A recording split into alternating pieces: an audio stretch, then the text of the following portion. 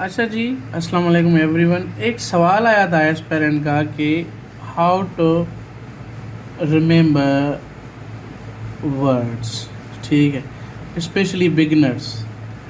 अच्छा, इसमें ये होता है कि पहली बात आप अपनी रीडिंग को जो है उसको इम्प्रूव करें या उसको जो है आप बढ़ाएं। मोर रीड करें, ज़्यादा से ज़्यादा रीड करें, बुक्स पढ़ें, अखबार पढ़ें, जो भी आपको चीज़ अच्छी लग रही है, specially if you are a beginner. ठीक है, अखबार भी पढ़ें, अखबार पढ़ना स्टार्ट कर दें। बिकॉज़ अखबार वो जो है आपको डोमेन्स देती हैं, आपको कैप देती हैं, वो जो डेली लाइफ में यूज़ होते हैं। Economic affairs, political affairs, social affairs, international affairs.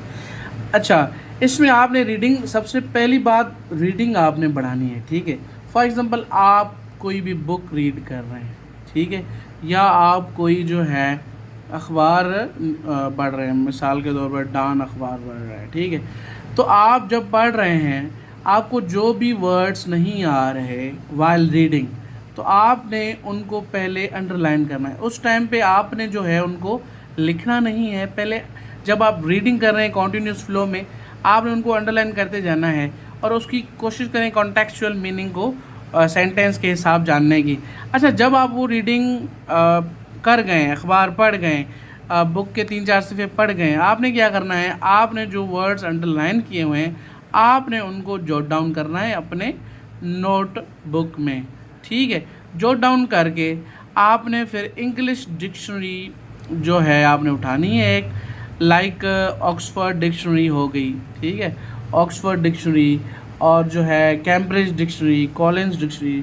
ठीक है, ये डिक्शनरीज हैं। ऑक्सफोर्ड हो गई, ठीक है, कैम्ब्रिज हो गई, इनकी डिक्शनरीज आप उठाएं। और मेरियम वेबस्टर्स भी है। ठीक है, मेरियम वेबस्टर, कॉलिंस की भी है, कॉलिंस इंग्लिश डिक्शनरी। ये आपको जो है मदद देगी उस वर्ड्स का कॉन्टेक्स्ट भी फाइंड करने में और जो है उसको सेंटेंस में इस्तेमाल करना है। आफ्टर यूजिंग आपने क्या करना है, उस वर्ड का जो है वहाँ पे मीनिंग भी लिख देनी है। ठीक है, और उसका जो है आपने सेंटेंस भी जो डिक्शनरी में कॉपी किया हुआ है, वो सेंटेंस भी जो है कॉपी करना है। ठीक है, मिसाल के तौर पर एक वर्ड है अबैट।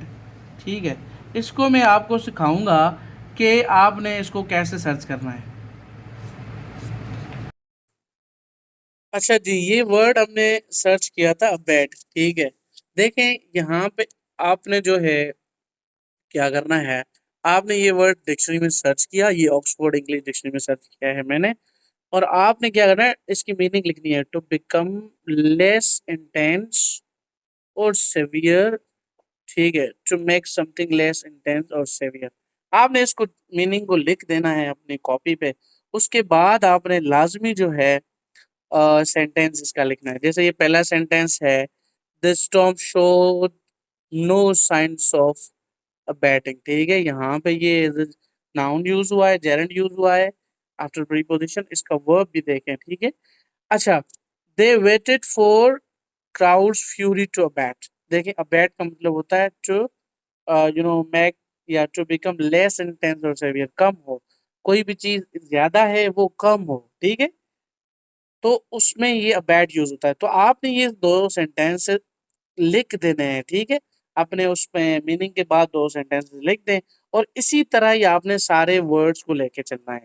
ठीक है, इसमें एक मेहनत रिक्वायर्ड है, बट ये होगा कि at the end of the day आपको वो चीज आने लग जाएगी। सिर्फ आने नहीं, सिर्फ वर्ड याद नहीं हो जाएगा, आपको यूज करना भी आ जाएगा।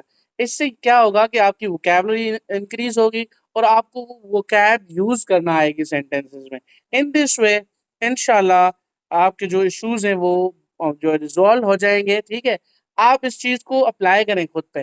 देखिए, 3-4 माह ये प्रैक्टिस लगातार कंटिन्यूसली इसको फॉलो करते रहें, and I am telling you from my experience, 3-4 माह बाद आपको वही वोकैबुलरी सेम जो होगी वो रिपीट होना शुरू हो जाएगी और आपको लगेगा यार ये कि मुझे वोकैब भी आ रही है और जो है इसकी कॉन्टेक्चुअल मीनिंग भी आ रही है मुझे, and things are getting better.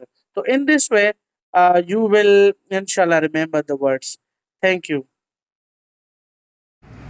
जैसे हमने वर्ड देखा था, एक वर्ड था, ठीक है, बैट, आपने नंबरिंग लाजमी देनी है अपने वर्ड्स को, ठीक है, 1 2 3 जो भी है। फिर उसकी जो है आपने मीनिंग की हेडिंग देनी है। इसमें मेहनत रिक्वायर्ड है, but at the end of the day आपका जो मकसद है वो अचीव हो जाएगा, आपको वर्ड याद हो जाएगा लाजमी, मेहनत करेंगे तो, ठीक है। इसका जो मीनिंग है, for example, to become less severe, ठीक है, इसकी मीनिंग लिख लें। उसके बाद आपने क्या करना है, इसका सेंटेंस भी लिख देना है एक, ठीक है, इसमें सेंटेंस लिख देना है आपने। For example, okay, the government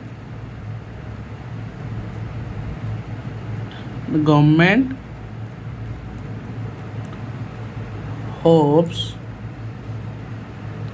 the government hopes to abate the inflation, ठीक है। आपने एक कोई भी ऐसा सेंटेंस लिख देना है, कोशिश करें डिक्शनरी वाला ही लिख दें, मैंने ये ऐसे ही लिख दिया है। इससे क्या होगा कि आपका जो वर्ड है वो ना सिर्फ मीनिंग लिखी आपने, बल्कि सेंटेंस भी लिख दिया। इसी तरीके से आपने सेकंड वर्ड लिखना है, फॉर एग्जांपल इम्प्रूव, ठीक है। इसी तरीके से आपने इसी चीज़ को लेके चलना है। इससे क्या होगा, इससे आपकी जो वोकैब है वो इम्प्रूव हो जाएगी, और जो है आपको उसका कॉन्टेक्स्ट भी जो है पता चल जाएगा। इसी तरीके से आपने इस चीज़ को लेके चलना है। मैं अपने एक्सपीरियंस से बता रहा हूँ, आपको जो चीज़ लगे, नहीं, आप डायरेक्शन ले लें, ठीक है, उसके बाद आपको जो चीज़ ठीक लगे आप उसको जो है ले लें। With this, thank you very much.